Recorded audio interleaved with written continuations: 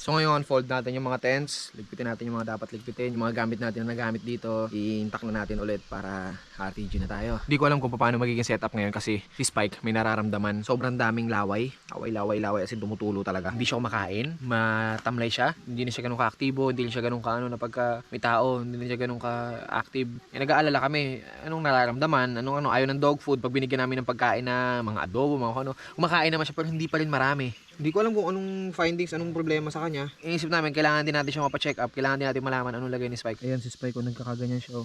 Spikey. Ayan Spike. Spikey. Ayan nagaganyan yung laway niya Spikey. Medyo umiinit na.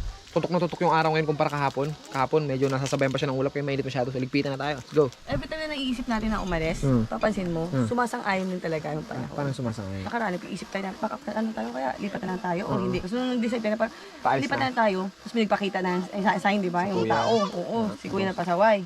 Tapos ngayon, di ba, hindi naman natin naisip kahapon na umalis. Ngayon, sabi natin kanina umaga, lipat na tayo.